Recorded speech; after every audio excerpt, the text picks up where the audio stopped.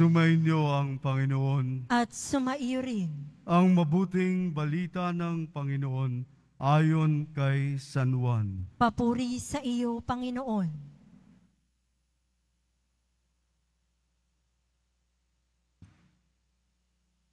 Noong panahong yun, muling napakita si Jesus sa mga alagad sa tabi ng lawa ng Tiberias.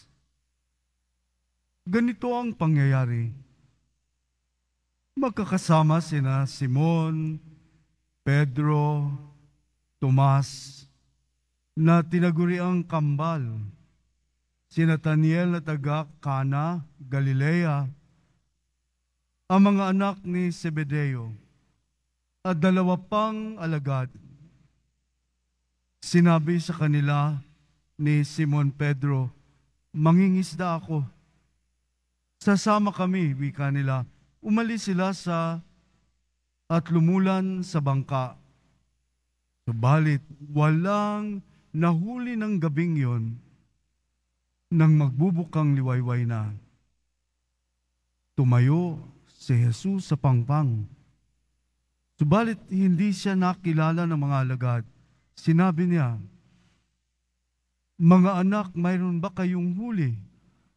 "Wala po," tugon nila. "Ihulog ninyo ang lambat sa gawing kanan ng bangka at makahuhuli kayo," sabi ni Jesus. Inihulog nga nila ang lambat at hindi nila ito mahila sa dami ng huli. Sinabi kay Pedro ng alagad na minamahal ni Jesus, "Ang Panginoon yun." Nang marinig ito ni Simon Pedro, siya'y nagsuot ng damit sapagkat hubad siya at tumalon sa tubig. Ang kasama niyang mga alagad ay sumapit sa pangpang, sakay ng munting bangka, hila-hila ang lambat na puno ng isda. Hindi sila gaanong kalayuan sa pangpang, mga 90 metro lamang. Pag-ahon nila sa pangpang, ay nakakita sila roon na mga baga na may isdang nakaihaw at ilang tinapay. "Magdala kayo rito ng ilang isdang nahuli ninyo," sabi ni Jesus. Kaya't sumampa sa bangka si Simon Pedro at hinila sa pangpang ang lambat na puno ng malalaking isda, 153 lahat. Hindi napunit ng lambat kahit gaano karami ang isda. "Halika kayo at mag-almusal tayo," sabi ni Jesus. Isa man sa mga alagad ay walang nangahas magtanong sa kanya kung sino siya, sapagkat alam nila na siya ang Panginoon. Lumapit si Jesus, kinuha ang tinapay at ibinigay sa kanila, gayon din ang isda. Ito ang ikatlong pagpapakita ni Jesus sa mga alagad pagkatapos na siya'y muling mabuhay.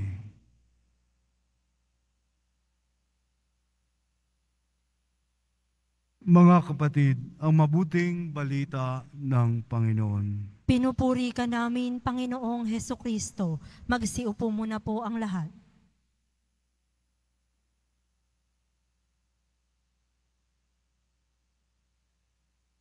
May kataga po sa French na salita, déjà vu,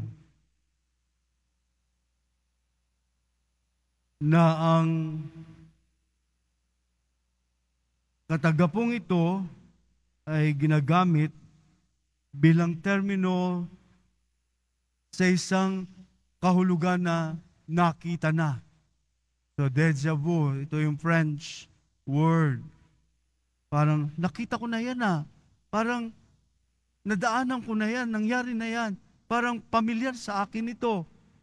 Parang nangyari na yan. Parang naulit. So may mga ganun tayong mga sitwasyon sa atin. Parang, parang nakita ko na ito O maaring lugar na hindi, napuntahan ko na ito. Pero bagong dating lang ako dito, pero pang nakita ko na ito. So ganun po yung deja vu. So bilang mga Katoliko, tayo po hindi naniniwala sa reincarnation. Tandaan po ninyo yan,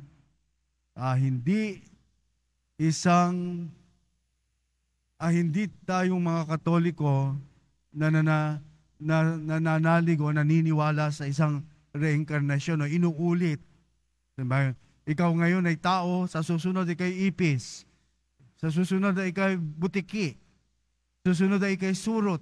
So yun po yung kataga ng mga incarnation sa larangan po ng mundo ng mga Budismo at iba pang mga relihiyon. So pero sa atin po, kumikilos ang Diyos at pinaniniwalaan natin ng Diyos na kumikilos sa isang misteryosong pamamaraan. At ito po'y naririto po ngayong gabing ito ang ating mga narinig na pagbasa na kung saan narinig natin sa mga gawa ng mga apostoles na ngayong muling pagkabuhay ng ating pong Jesus Nazareno, na natagpuan natin si Pedro at si Juan na nangangaral sa templo na kung saan din ay naging lugar ng pangangaral po ng poong Jesus Nazareno. At ginawa rin po ito ng poong Jesus Nazareno. At ang mga sandaling yun ay ginamit po ng ating Saint San Pedro, ang salita ng ngalan ni Jesus, nakapagpalakad siya ng isang lumpo. Pinagaling niya. Pinagaling din ni Jesus. Maraming pinagaling ang poong Jesus Nazareno sa ministeryo ng kanyang pag-alahad ng tungkol sa paghahari ng Diyos. Ito po yung deja vu moment, yung parang bulaga. Nakita ko na ito. Ang mga apostoles po ay nagdadala ng misyon. Ipinagpapatuloy po ang misyon ng ating poong Jesus Nazareno. Ang mabuting balita ay patuloy pong ipinangangalat. Patuloy pong pinagpapatuloy ang paghahayag ng tungkol sa mabuting balita po ng ating poong Jesus Nazareno. At sinasabi po ni Juan na kung saan sa paghahayag ng isang milagro na ang kanilang nahuli ng utusan sila ng poong Jesus Nazareno, ihulog ang lambat sa lugar na yan. Meron pong dialogue doon na sinasabi ni San Pedro, maghapon na po kami, magdamag na naguhulog ng lambat, pero wala po kaming nahuli. Sabi ng poong Jesus Nazareno, ihulog ninyo dyan.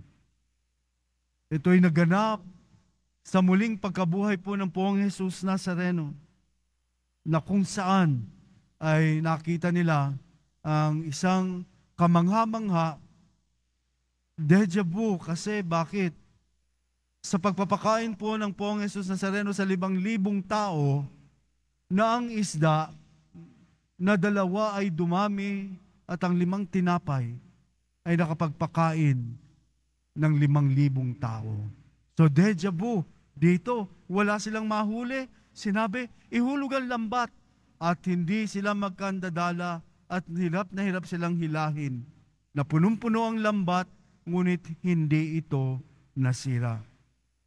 Kaya sa mga sandali ng oras na yon, alam nilang ang Panginoon, pero hindi pa rin buo sa kanilang diwa na siya nga iyon. Alam nilang iyon, pero hindi pa rin buo sa kanilang diwa na ang poong Jesus Nazareno na muling nabuhay. Sa pagpapakain po ng ating poong Jesus Nazareno, pag-iihaw, nakita ko po yung lugar na yon na kung saan ang pinag-ihawan ng isda na meron pang mga charcoal. Siguro 2,000 taon na po yon na fossilized, mga tumigas ng mga uling na kung saan ay doon sila nag-ihaw. Kaya't ng mga sandaling yon, para malamang buhay ang Poong Jesus Nazareno, humingi siya ng isda at tinapay. Isang pagpapatunay na siya ito, buhay siya, kumakain. At ito'y nakilala nila. Ito'y nabuo na sa kanilang sa isipan. At bilang mga saksi sa pagpapakain ng ating Poong Jesus Nazareno sa 5,000 tao, sa 5 tinapay, 2 isda, ay napakain ang 5,000 tao. Tinapay at isda. Deja vu, bulaga. Ganito rin. Sa pinakita ng Panginoon sa mga sandaling yun, na ito rin ginawa ng Panginoon. Ang isda, ang tinapay dumami, at ang kanyang hiningi, ang tinapay at isda para kanyang kainin. At to'y hindi na nila pinagdudahan ang Panginoon.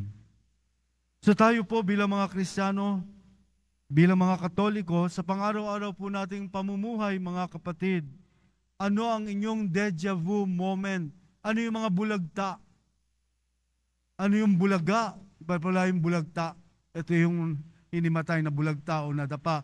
Pero ano yung bulaga sa buhay natin araw-araw ng pakikipagtagpo ng Panginoon sa atin? Kailan kayo binulaga na nagulat? Parang nakita ko na ito. Parang narinig ko na ito. Kaya nga po ay pinahayag po natin ngayon, ipinakita po, ipiniresenta ng Poong Jesus Nazareno ang misteryo ng banal na Eucharistia. Hindi kaya kayo mabulaga mamaya sa pagkukonsagra ng osya na maging katawan ng Panginoon at ang alak ay maging dugo. Kaya nga po, kung manunuri po kayo, magsusuri, bisitahin po ninyo ang mga website ng Eucharistic Miracles ng Mexico, ng Lanciano, at iba't iba pang mga lugar. May 3,000 pong Eucharistic Miracles na nagpapahayag ng mismong konsagradong katawan ng Panginoon sa altar ay nagpapakita ng tunay na katawan. Lalo na po sa Lanciano, na inexamine po ito ng mga scientists, non-Catholics, at nadiskubre pericardium galing po sa puso, type AB. At nang tignan po sa electron microscope, ay meron pa rin pong pintig. Kamanga-manga. Kaya sa bawat isa po sa atin, mga kapatid, ano pong pag-unawa natin sa paghahayag ng pag-aalay ng katawan at dugo ng ating Poong Jesus Nazareno? Ano ito sa buhay natin? Ngayong pinagdiriwang natin ang muling pagkabuhay ng ating Poong Jesus Nazareno. Mga deja vu moments ng ating pakikiharap sa Diyos na nangangailangan din ng pagtugon na kung saan ang ating buhay at pagkilos ng Panginoon sa atin ay mabigyan natin ng isang paninindigang, oo, ako ay naniniwala na si Jesus Nazareno ay muling nabuhay. Siya ay totoo. Nagkatawang tao, Diyos na totoo at taong totoo, ngunit nasa kanyang kapangyarihan ang muling pagkabuhay ng Poong Jesus Nazareno. Ang ating tugon po, mga kapatid, anong kaugnayan natin sa muling pagkabuhay ng ating Poong Jesus Nazareno? Ang sakramento ng binyag, mga kapatid.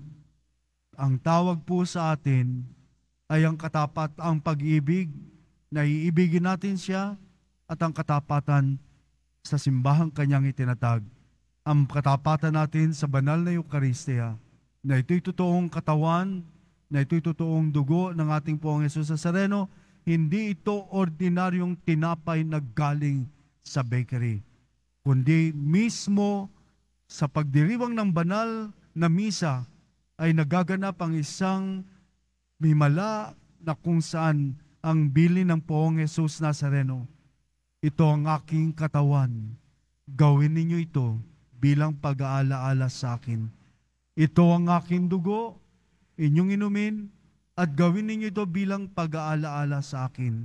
Kaya mamaya po, ang ating pong buong puso sa pagtuon natin sa pagdiriwang ng banal na misa ay ang tugon po nating, oo, naniniwala po ako na iyan ay iyong katawan, na ang aming kakainin ay iyong katawan.